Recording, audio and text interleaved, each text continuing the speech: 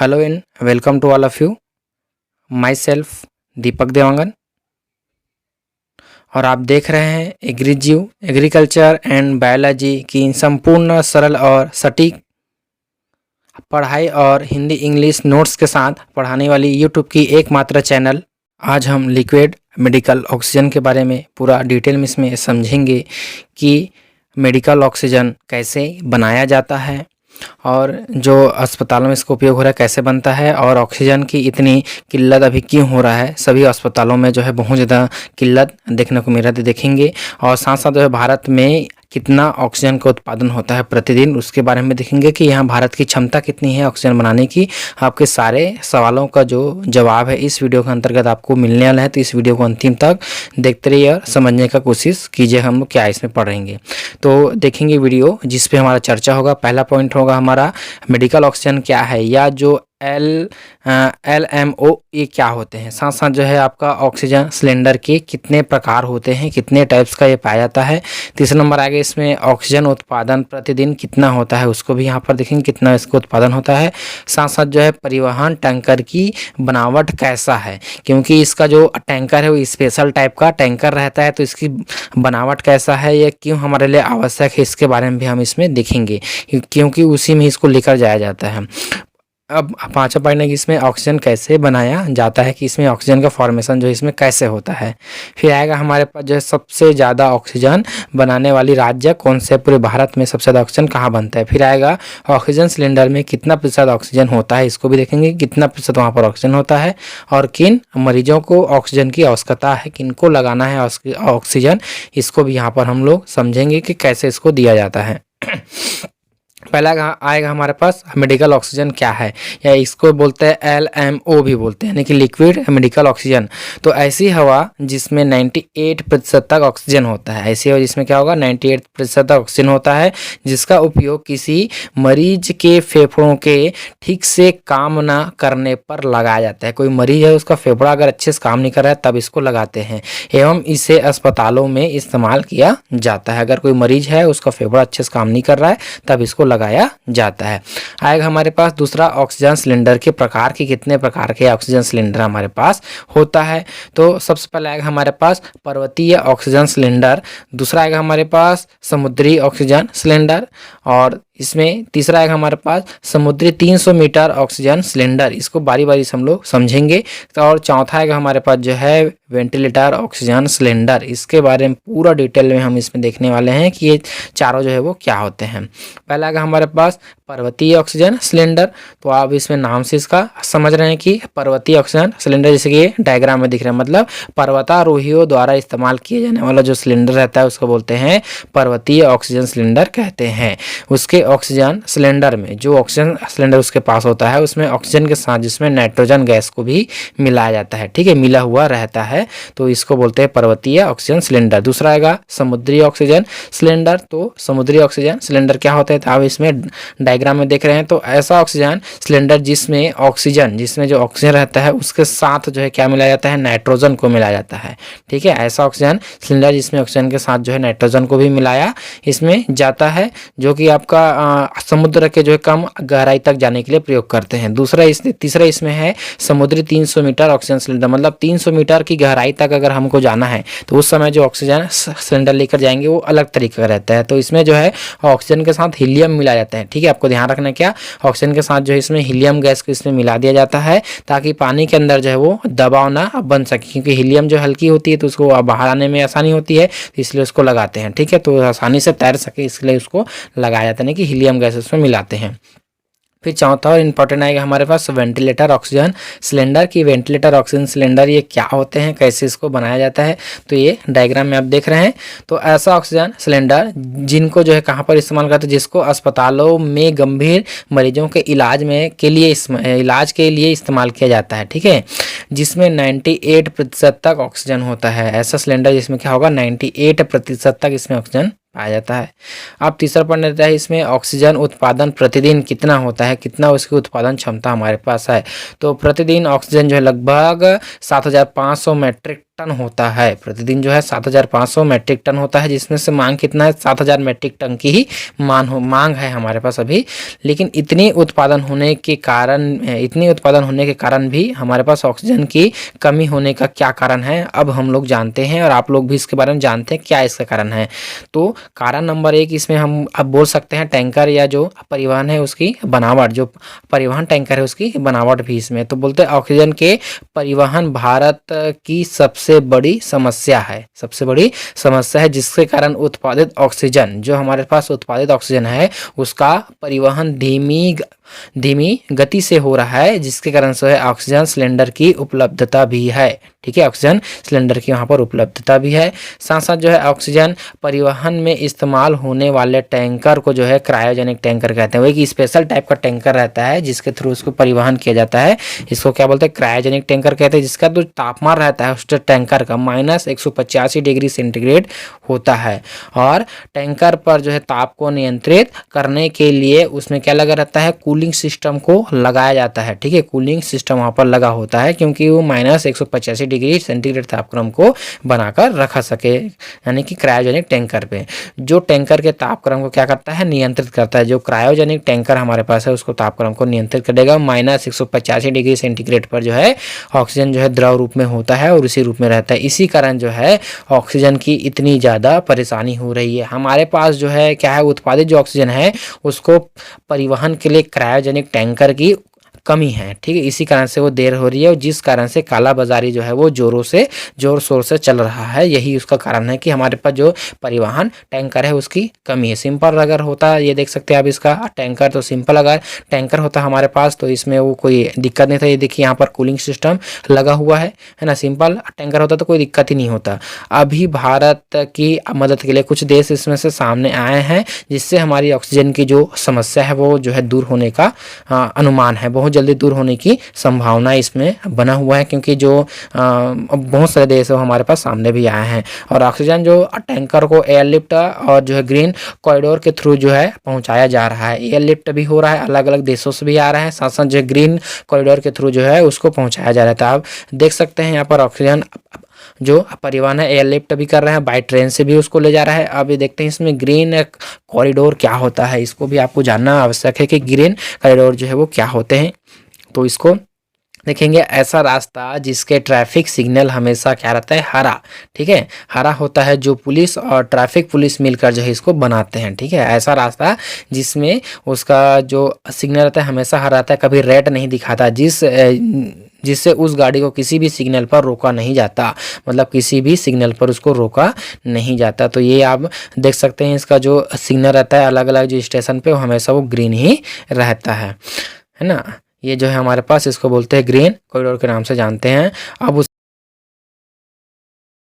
अब हम लोग देखते हैं कि जो ऑक्सीजन है उसका निर्माण जो है कैसे किया जाता है, यानी कि मेडिकल ऑक्सीजन होता है उसका फॉर्मेशन कैसे किया जाता है या कहाँ से जो है हमारे पास प्राप्त होता है। तो ये जो उपकरण है इसको बोलते हैं हमारे पास एयर कंप्रेसर बोलते हैं। जो हमारे पास एटमॉस्फेयर में 100% जो गैसेस रहती है, जिसमें आपका नाइट्रोजन रहता है, कितना रहता है 78%, और उसके बाद जो है 21% आपका ऑक्सीजन रहता है, और अन्य जो गैसेस रहती है वो 1% रहता है, जिसको क्या करेगा, वातावरण से जो है एयर कंप्रेसर के थ्रू इसको जो है अंदर किया जाता है। कहाँ पर अंदर करेंगे, इस एयर कंप्रेसर में, जिसको अंदर करेंगे वातावरण से जो हवा है उसको। ठीक है, अब इस एयर कंप्रेसर का क्या काम होगा, जो एटमॉस्फेयर में हवा था उसको क्या कर लिया, उसने खींच लिया, सोख लिया। अब सोखने के बाद जो इसको पाइप के थ्रू जो है किसी अन्य फिल्टर में या अन्य जो उपकरण होंगे इसके, इसमें इसको ट्रांसफर करते हैं। तो क्या है वो अन्य उपकरण, तो अब इसमें क्या आता है हमारे पास, पहला आता है प्री फिल्टर आता है। प्री फिल्टर उपकरण यहाँ पर लगा होता है। जो हमने हवा या गैस को हमने वहाँ पर सोखे हैं, एयर कंप्रेसर के थ्रू लिए हैं, उसको क्या करेगा, यहाँ से उसको फिल्टर करेगा, यानी कि साफ करने का काम करेगा। अगर उसमें कुछ अशुद्धियाँ, तो उस अशुद्धियों को दूर करने का इसमें काम करते हैं। ठीक है, तो अशुद्धियाँ जो होगा दूर होगा, जैसे कि आपके रेत के कण हो गए, मिट्टी के कण हो गए, मतलब बालू वगैरह के जो होते कण, उसको साफ करने का काम जो है आपका प्री फिल्टर के थ्रू उसमें किया जाता है। क्योंकि हवा को हम ले रहे हैं तो हवा के साथ जो है मिट्टी वगैरह के कण भी ही इसमें आएंगे, तो उसको साफ करने का काम जो है प्री फिल्टर के द्वारा इसमें करते हैं। फिर उसके बाद उपकरण आता है अन्य हमारा रेफ्रिजरेशन ड्रायर होता है। तो इसमें जो हवा होता है वो थोड़ा सा गर्म हो सकते हैं, तो इसको जो है थोड़ा सा ठंडा करने का काम करेंगे, यानी कि उसको ठंडा करेंगे। ठंडा होने से क्या होगा, उसमें कुछ और अशुद्धियाँ होंगी, वो भी वहाँ से दूर होंगे। तो इसमें से थोड़ा सा उसको ड्राई करेंगे, यानी कि जो है अगर वो गीला हुआ है अगर वो है तो उसको सूखा करेंगे। और जो रेफ्रिजरेटर का मतलब क्या होता है कि उसको थोड़ा सा ठंडा करके हमारे पास जो है इसको हमको प्राप्त वहाँ पर करेंगे। फिर उसके बाद क्या होगा, ये जो है एक पाइप के थ्रू जो है अन्य उपकरण में जाकर वो खुलेगा। तो अन्य उपकरण क्या है अब यहाँ पर देखेंगे। उपकरण हमारे पास आता है जिसको बोलते हैं एयर बफर टैंक बोलते हैं। इसको क्या बोलते हैं, एयर बफर टैंक, जो कि हमारे पास रेफ्रिजरेशन ड्रायर था वहां से होते हुए कहाँ पर आएगा, एयर बफर टैंक में आता है। और इसमें भी क्या होगा, फिल्टर है, मतलब इसमें बफर होगा, यानी कि कुछ घूर रहते हैं, कुछ विलियन रहता है, जिसके थ्रू जो हवा है उसको क्या करेंगे, यहाँ से उसको छानने काम करेंगे, यानी इसको फिल्टर करेंगे। यहाँ पर केवल क्या हो रहा है, ऑक्सीजन को हमको प्राप्त करना है, इसलिए यहाँ पर बार बार हमको फिल्टर का यूज़ यहाँ पर करना पड़ रहा है। तो एयर बफर टैंक में जो है हमारे पास जो है इसमें फिल्टर का काम यहाँ पर करेंगे, बफर के थ्रू इसको फिल्टर यहाँ से करेंगे। फिर उसके बाद क्या होगा, यहाँ से पाइप से जुड़ा हुआ एक हमारे पास उपकरण है जिसको बोलते हैं ऑक्सीजन जनरेटर, जिसको क्या बोलते हैं, ऑक्सीजन जनरेटर। और यही हमारा मेन रहता है ऑक्सीजन जनरेटर, जिसके थ्रू क्या होगा, ऑक्सीजन का इसमें फॉर्मेशन होता है। तो इसमें जो गैसेस होती है बार बार यहाँ पर घूमता है, ये देख सकते हैं यहाँ पर, इसमें जो है बार बार क्या होगा, घूमेगा। ये अप डाउन की जो अब पोजीशन होती है इसमें घूमता है, यहाँ से ऐसा, ये देखिए, तो यहाँ से फिर से ये ऐसा, तो यहाँ से जो है अप डाउन यहाँ पर घूमता है। इसके कारण से ऑक्सीजन का फॉर्मेशन जो है इसमें होता है। तो ऑक्सीजन का जब यहाँ पर फॉर्मेशन होगा तो ऑक्सीजन का फॉर्मेशन होकर ये अपने पास इसको रखेगा नहीं, ये जो है अपने पाइप के थ्रू जो है एक अन्य टैंक में खोलेगा जिसको बोलते हैं ऑक्सीजन बफर टैंक। अब इसमें आप देख सकते हैं पहले क्या था, हमारे पास एयर था, लेकिन अब क्या बन गया, ऑक्सीजन बफर टैंक। अर्थात इसमें ऑक्सीजन की मात्रा अन्य गैसों की अपेक्षा सबसे ज़्यादा है, ऑक्सीजन की मात्रा अन्य गैसों की अपेक्षा इसमें सबसे ज़्यादा है। तो इसीलिए क्या होगा, ये इसमें कहाँ जाएगा, ऑक्सीजन बफर टैंक में जाकर ये खुलेगा, है ना। और इसमें भी आपके जो हवा होते हैं उसको जो है शुद्ध करेंगे, मतलब इसमें बहुत ही कम मात्रा में नाइट्रोजन वगैरह इसमें पाए जाएंगे, तो यहाँ पर इसको भी शुद्ध करने का काम करेंगे, यानी कि कुछ मात्रा में अगर वहाँ पर नाइट्रोजन वगैरह पाए जाते हैं तो उसको शुद्ध करने का काम जो करेंगे। तो ये जो है हमारे पास ऑक्सीजन बफर जो टैंक है वो भी क्या करेगा, पाइप के थ्रू जो है एक फिल्टर में जाकर खुलता है जिसका नाम होता है स्टेरिलाइजिंग फिल्टर होता है। स्टेरिलाइज किया जाता है, जो ऑक्सीजन हमारे पास है उसको स्टेरिलाइज करने की भी आवश्यकता होती है। स्टेरिलाइजेशन की प्रक्रिया के थ्रू उसको जो है गुजारना पड़ता है, तभी हम किसी पेशेंट को वहाँ पर दे पाएंगे। तो स्टेरिलाइजेशन यहाँ पर होगा, तो स्टेरिलाइजेशन फिल्टर के थ्रू इसको स्टेरिलाइज करेंगे, यानी कि इसको निर्जमीकृत किया जाता है। अगर वहाँ पर कुछ जीवाणु बैक्टीरिया अगर वहाँ पर आ गए तो उसको क्या करेंगे, फिर से निर्जमीकृत करेंगे, यानी कि स्टेरिलाइजिंग करेंगे।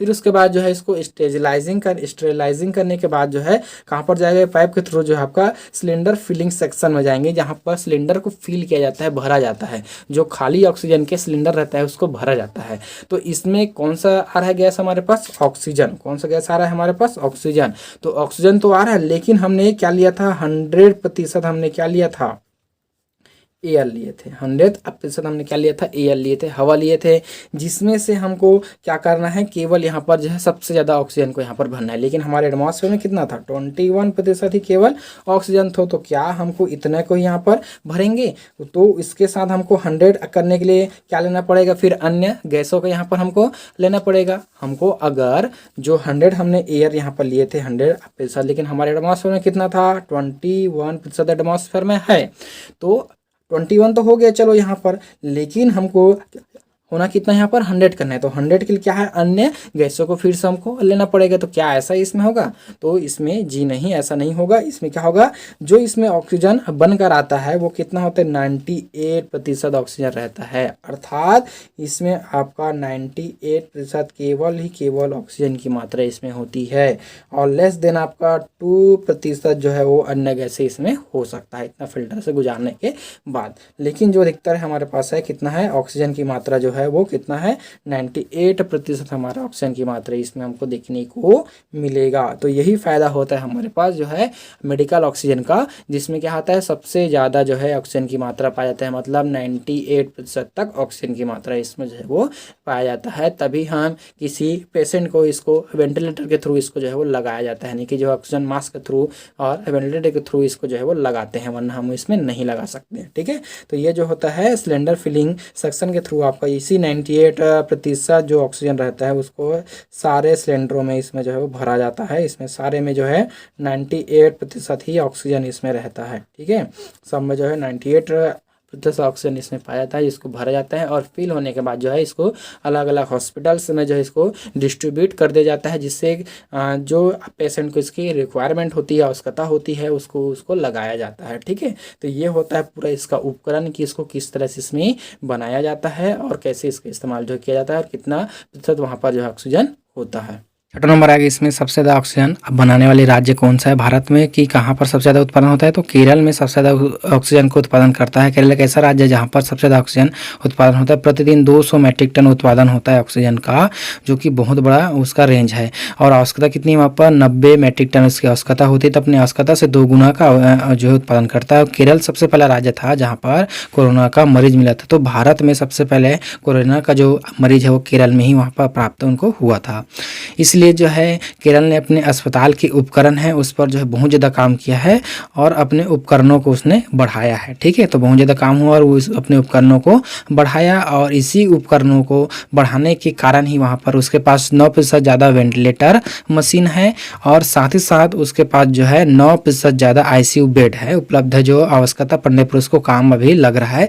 तो केरल एक प्रकार का सबसे ज़्यादा शिक्षित राज्य है पूरे भारत में। तो शिक्षा का असर यहाँ पर देखने मिले, मतलब शिक्षा व्यर्थ नहीं जाता। तो लोग अब पढ़े लिखे हैं तो इस कारण से वहाँ पर उसका ज्ञान बहुत ज़्यादा है, तो इसलिए वहाँ पर लोग जो है सजग है, जानकार हैं, तो इसलिए उसको फ़ायदा उनको मिल रहा है। साथ आगे इसमें सिलेंडर में कितना प्रतिशत ऑक्सीजन होता है, जो ऑक्सीजन सिलेंडर हम लेते हैं उसमें कितना प्रतिशत ऑक्सीजन होता है ये भी देखते हैं। तो ऑक्सीजन जो है आपका द्रव रूप में -185 डिग्री सेंटीग्रेड पर होता है। ऑक्सीजन जो है द्रव रूप में -185 डिग्री सेंटीग्रेड पर सिलेंडर में रहता है और सिलेंडर में लगभग 98% तक ऑक्सीजन पाया जाता है, तो 98% तक उसमें ऑक्सीजन होता है। ठीक है, फिर आएगा हमारे पास सामान्य रूप से जो है वातावरण में, जो सामान्य रूप से हमारे पास एटमॉस्फेयर है उसमें आपके 21 मतलब 21% उसमें होता है और उसी 21% को हम लोग जो है सांस के रूप में वहाँ पर लेते हैं। ठीक है, सांस के रूप में लेते हैं, तो उसमें से जिसमें से जो है आपका 21 में से जिसमें 4% ऑक्सीजन का इस्तेमाल जो है वो होता है। 21 में से कितना का हो रहा है? 4% ऑक्सीजन का इस्तेमाल हो रहा है और बाकी 16 का जो है हमें वातावरण में फिर से उसको छोड़ दिया जाता है, रिलीज कर देते हैं। सांस जब छोड़ते हैं तो वातावरण में वो पुनः चला जाता है। ठीक है, उसको छोड़ दिया जाता है, जिसके कारण से जो है आपका, लेकिन वेंटिलेटर जो मशीन होता है उसमें 98% तक ऑक्सीजन होता है। लेकिन वेंटिलेटर जो मशीन है जो सिलेंडर होता है जिसके थ्रू उसको दिया जाता है उसमें 98% ऑक्सीजन होता है, जिसमें सांस लेने में दिक्कत जो है वो नहीं होता है। किसी जो कोई भी मरीज है तो उसको अगर वेंटिलेटर सांस ले रहे हैं तो उसको सांस लेने में दिक्कत नहीं होता है। क्यों? क्योंकि उसमें 98% तक ऑक्सीजन है। अब आएगा 8वां नंबर, किन मरीजों को ऑक्सीजन की जरूरत होती है, कौन से मरीज इनको ऑक्सीजन की जरूरत है किनको नहीं है। तो देखते हैं, ऑक्सीमीटर से मापने पर 94 से कम होने पे, ऑक्सीमीटर एक उपकरण है जिसके थ्रू ऑक्सीजन लेवल को इसमें मापा है, तो ऑक्सीमीटर से मापने पर 94 से कम है तो उसको ऑक्सीजन की जरूरत महसूस किया जाता है। लेकिन अगर 94 से कम होने पे जो है कुछ आसन के द्वारा इसको जो है ठीक किया जा सकता है, मतलब कुछ आसन तक खुद कुछ हद तक इसमें काम में लिया जा सकता है या काम इसमें किया जा सकता है, यानी कि आपके ऑक्सीजन लेवल को मेंटेन करता है। जिसमें सीने के बल सोने से दोनों साइड में जो है अगर आप इसमें तकिए वगैरह का अगर इसमें इस्तेमाल करते हैं तो उसको थ्रू इसमें कर सकते हैं। तो देख सकते हैं ऑक्सीमीटर था और तकिए इसमें दोनों साइड पर, सीने की दोनों साइड पर तकिए लगाकर सोने से ऑक्सीजन का जो स्तर होता है वो बढ़ता है। इससे जो है बहुत सारे पोजीशन होते हैं, इसके बहुत सारे हमारे पास पोजीशन होते हैं जिसके द्वारा जो है जिसको करने से ऑक्सीजन का जो स्तर होता है हमारे शरीर में वो बढ़ता है। ठीक है, लेकिन यह ऑक्सीजन स्तर को कुछ मात्रा में ही वहाँ पर कंट्रोल वो कर पाता है, यानी कि कुछ मात्रा में ही सुधार होता है और बाकी अधिक कम होने पर मेडिकल ऑक्सीजन की आवश्यकता होती है। अगर अधिक कम हो गया तभी आपको मेडिकल ऑक्सीजन की आवश्यकता इसमें होता है। तो आप देख सकते हैं इसमें ये है उसका आसन है। अगर आपको हमारा वीडियो पसंद आया तो हमारे चैनल को सब्सक्राइब करें, लाइक एंड शेयर जरूर करें। धन्यवाद, थैंक यू।